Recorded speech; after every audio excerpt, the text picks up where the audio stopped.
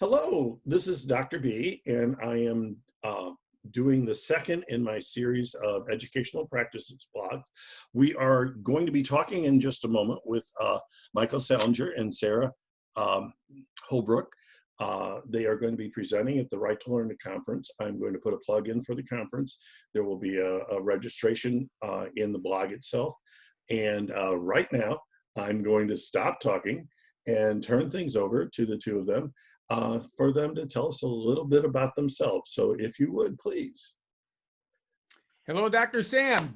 Take it away, Sara. Hi, I am a children's author and I write professional development books. So I kind of straddle both worlds, and I have poetry for young people, a lot of poetry for middle readers. I also have a couple of books of poetry for adults published by universities. And I have one novel, The Enemy, Detroit, 1954, historical fiction. And that won the Jane Addams Peace Prize in 2018. So I've been at this for a long time, and this is our third time to present at Right to Learn, and we're really excited to try this. We're really excited to have you. Okay, Michael. Well, I am Michael Salinger. I am a reformed engineer. I have always been a poet. The one thing I've done my whole life is I've been a poet. And in that time, I've done a bunch of different things, played in bands, was engineer for 23 years. Sara and I met because we were on the team that represented Cleveland at the National Poetry Slam. We were both performance poets. And Sara kind of introduced me to the education world. So education is a second career for me. And it was about 16 years ago, I quit my day job. And this is what we do full time. And Sara and I travel all over the world working with students on writing, not just poetry, but we use poetry as an inroad for essential writing elements. We'll talk a little bit more about that. We believe that any standard that you need to teach can be taught more concisely and quicker with poetry, and then you can transfer that understanding to other writings. And that's about it. But and Sara and I both come from the business world, so we're real world writers. Right. Sara was a public relations person, and like I said, I was a technical writer and engineer. So that's kind of how our partnership breaks down. Is I'm really good at putting together step-by-step plans. So Sara's got the ideas. Sara understands what needs to be done. And part of my job as an engineer was talking to people who knew what they were doing and taking their knowledge and putting it in step-by-step, I would call them work instructions, but Harvey Daniels told me we have to call them a lesson process. So I put them in step-by-step lesson process now. And this is what we've been doing. This is, and we're learning to do it in a brave new world now.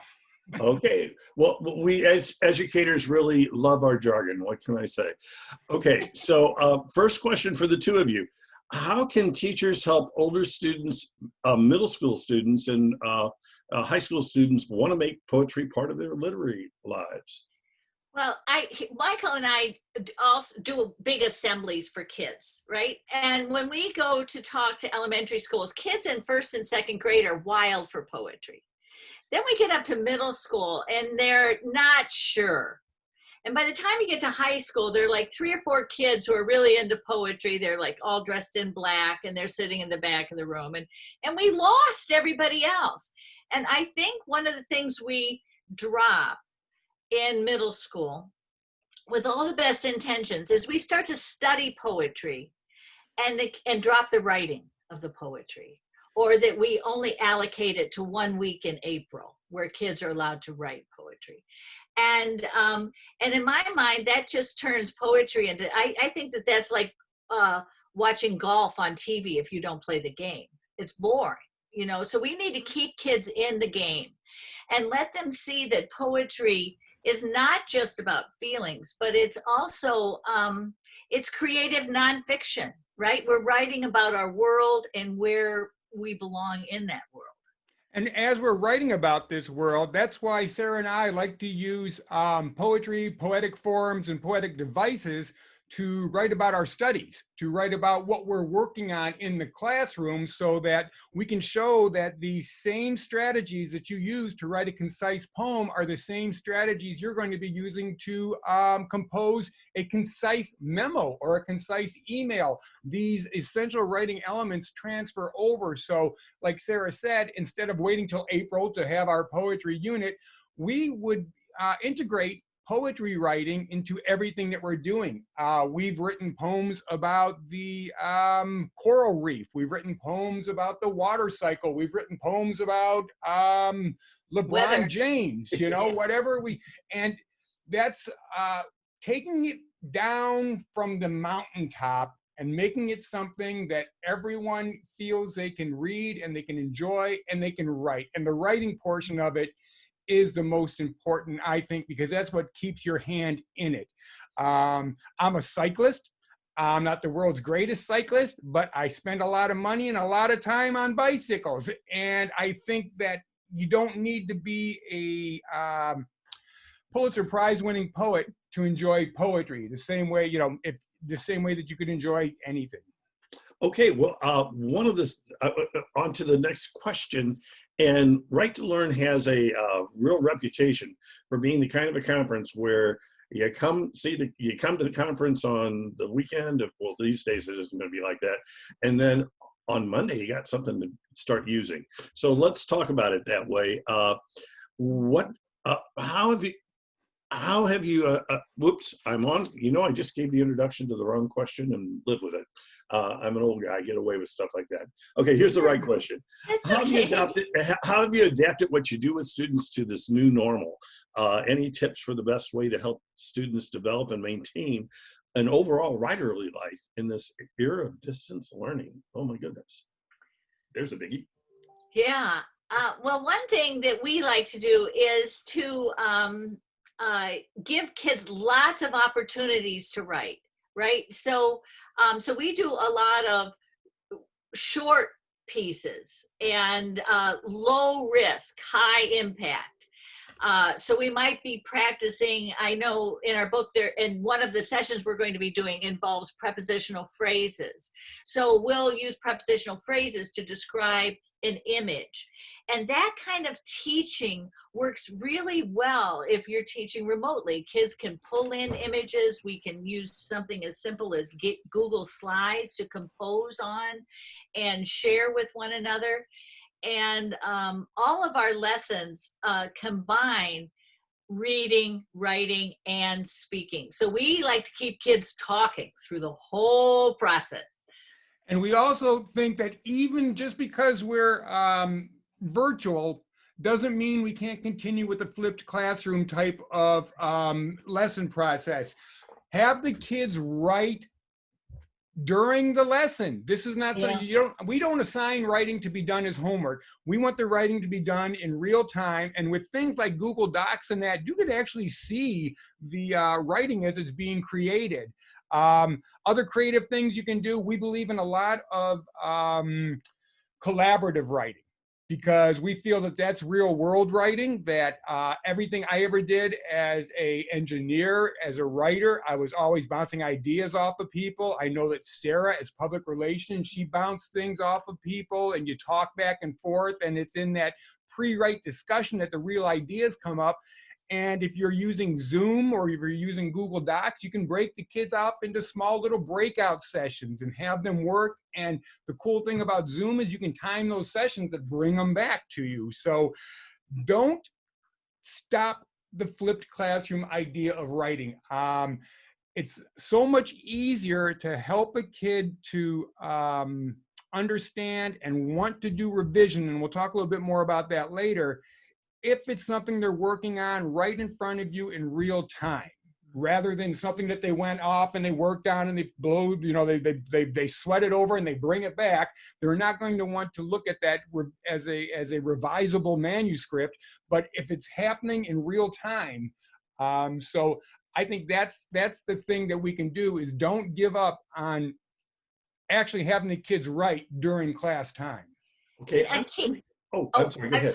a key thing that we do, like Michael, to build off what Michael was saying, is that we use the word draft as a verb. And we call that first piece of writing that the students do version 1. I used to work as a writer in a law firm, and we always called our first drafts of briefs were version 1, right? So, and version 1 instills in the kid the understanding that this is an evolving document. And if they make one little change, even if it's just a conjunction or something, then it's version 2. And so we see that we like to work with them so that they see revision as an incremental process, not something we save for the end. And a first draft sounds like something that's disposable. Version 1 sounds like something we're going to build on and make it better. And we honor that. We honor that improvement of each writing by going ahead. I mean, a kid can get up to version 25. You know, we'll have middle school kids that become competitive and like, I'm on version 9, I'm on version 11, you know, and it's just something, you know, and it was like, oh, I'm blanking on his name. The guy who did the picture of Dorian Gray. Yeah, not a clue. The poet. Anyways, Oh. he had the quote that like I would spend 2 hours putting a comma in, and I would spend another 2 hours to take the comma out. And those are versions. Any little improvement is a version. Okay, well, this is all music to my ear. I'll just throw in a little editorial comment. Okay. I've been reading a lot about, you know, how to do things online. And one of the things I've been hearing over and over again, get the kids involved. It's not supposed to be a slideshow. You need to get the kids involved. And so what you're saying here is music to my ears.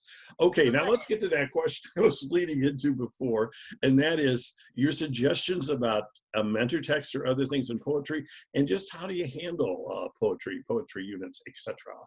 Take it away.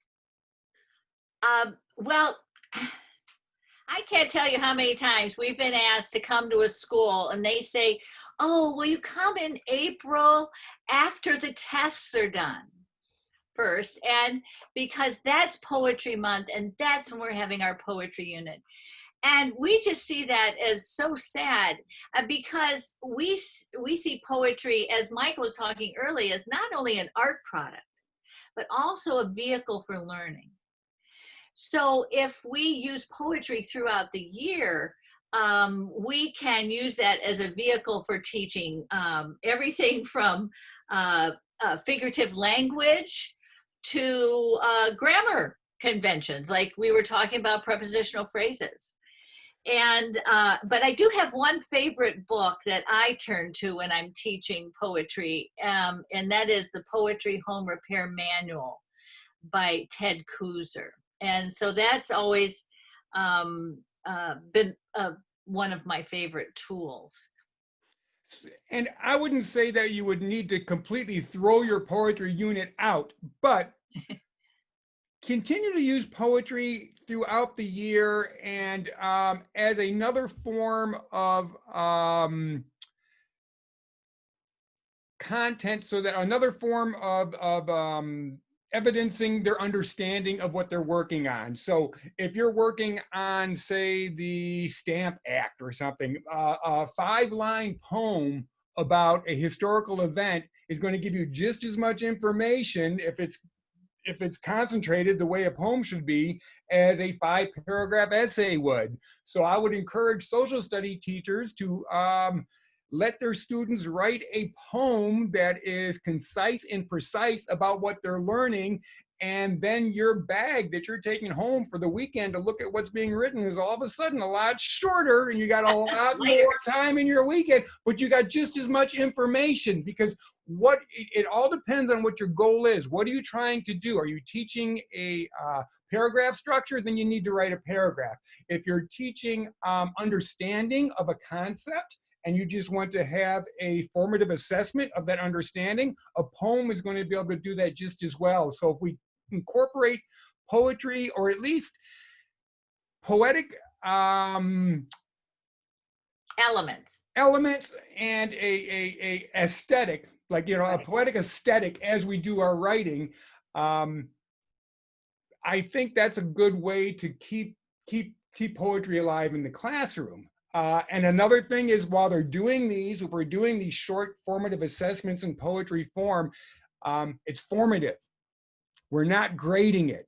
Everything does not need to be graded. So I think that's go back to your very first question. How do we get kids to still appreciate poetry? Don't grade them on every single thing they do. Let them, take a look, use that opportunity to guide your own instruction. We can use poetry as formative assessment. And an unfortunate thing that often happens in poetry units is that people get texts and they teach poetry by form, right? So now we're going to study a sonnet. Now we're going to study a diamante. Now we're going to say, and that turns kids off. And diamantes, right? Do not exist in the wild. Right, they were invented for, right. So we don't teach by form, we teach by element. So simile, metaphor, imagery, descriptive language, as opposed to sonnet, diamante, like that. Yeah. Because then if the student if they are going to write a sonnet, then they'll be able to write a sonnet that employs metaphor, a sonnet that employs imagery. And instead of taking a form and the form being something that you're trying to build, a form, when we use form should be a constraint. Form should be taking more information and funneling it down into a more concise and precise piece. But when we teach form, the kids look at it more as the form is the goal. And the goal is communication. And the form is a funnel that makes that communication more precise. Okay, let's move on to talking. We've got two more questions to go to here. And the first of them is, tell me a little bit about striving to thriving writers. And it's all yours. Take it away. Well, what we want to do is get kids involved in the writing process in a non-intimidating way. So we like to start very simple and then add complexity through revision. So we already told you about our version 1 is the way we start. Another thing that we like to do with students, and this isn't necessarily poetry, but all writing, is we like to give them a simple framework. We all know the benefits of an outline, right, in our writing. But outlines can take a lot of different shapes. So that if we give for their version 1, if we tell students, okay, your version 1 is going to have 5 sentences and it's going to go like this.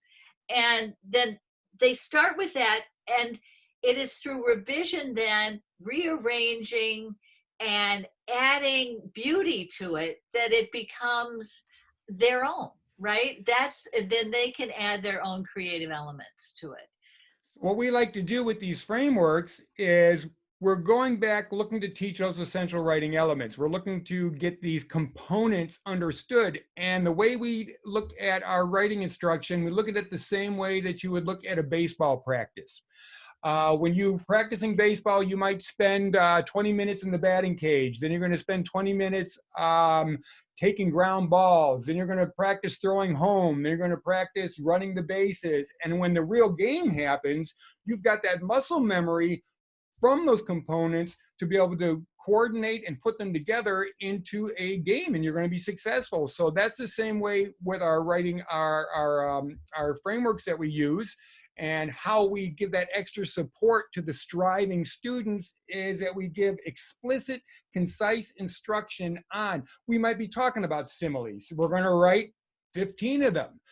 We might be talking about metaphor. We might be talking about extended metaphor. We could be talking about characterization. And we put these little frameworks, and they become kind of like drills almost. They become short. I know, drill sounds horrible. It's not drill and kill. Horrible thing to say.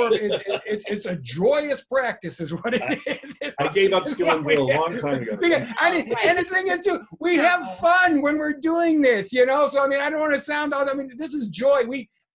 It's our job as instructors to bring joy into the classroom and teach. One of the best things we ever heard from a class, we were working with a class, we were doing a visit to a school, and we were doing some model teaching, and we asked the kids at the end, a little informal exit interview, what did you think of what we did today?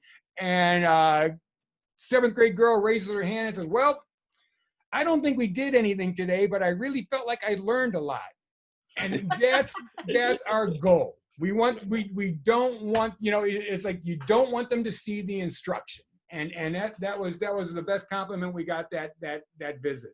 Oh, okay, and that's the perfect segue to my final question. And really, I know you've got public relations background, and we've got a conference that we're trying to get people to sign up for. So Yes. Why should they? And what could they expect? Tell us a little bit about what's going to happen, how many times you'll be doing this, and these are teachers that want something to use on Monday. So are they going to get that?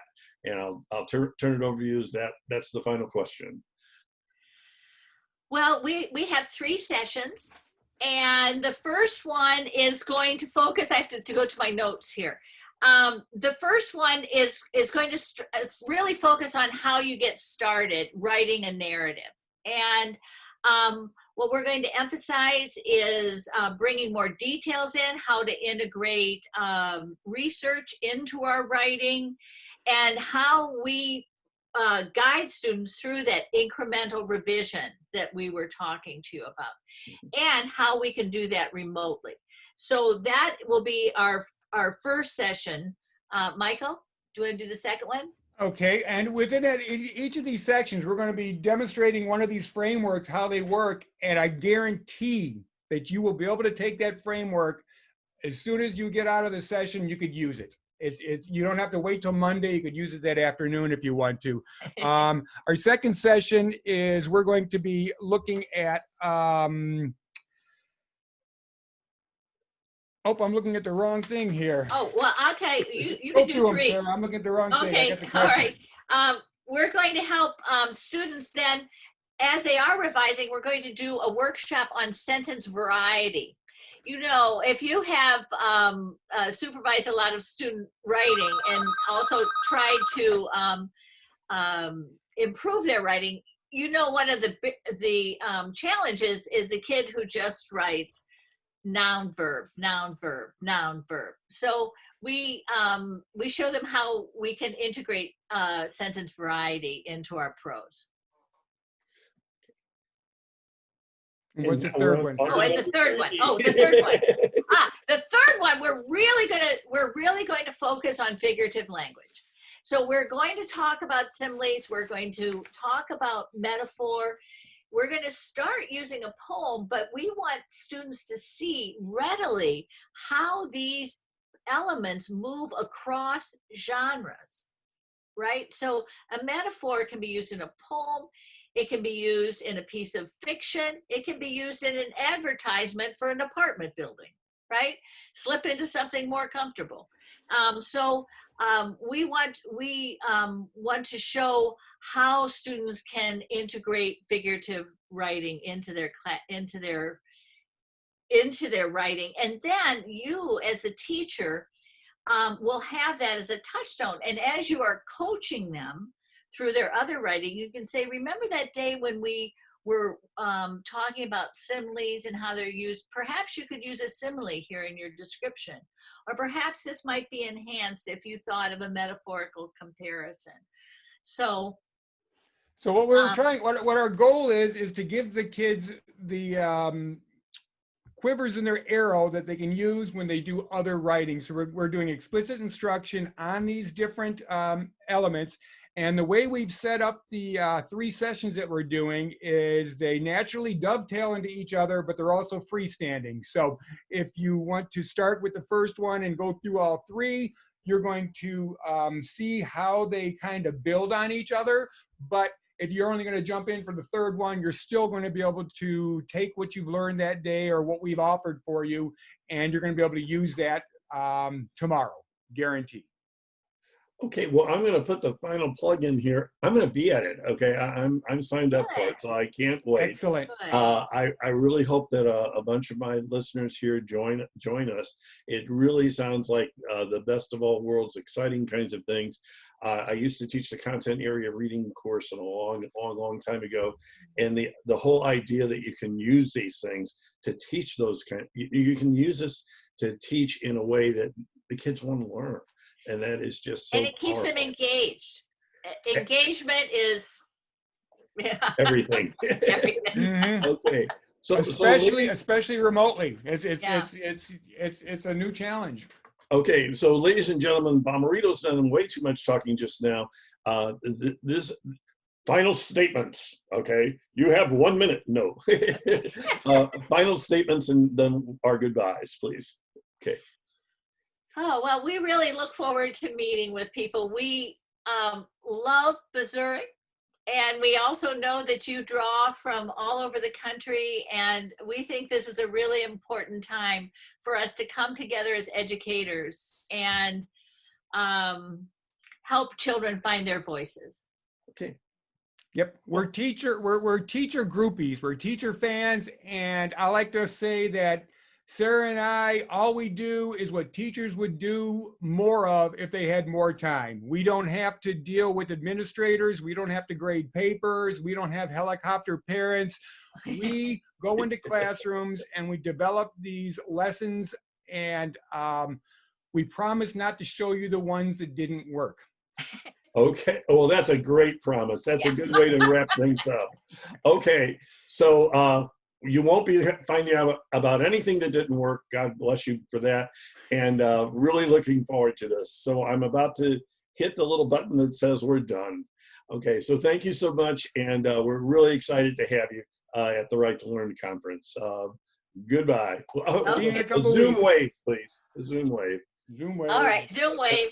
Okay, bye-bye. Okay, bye-bye.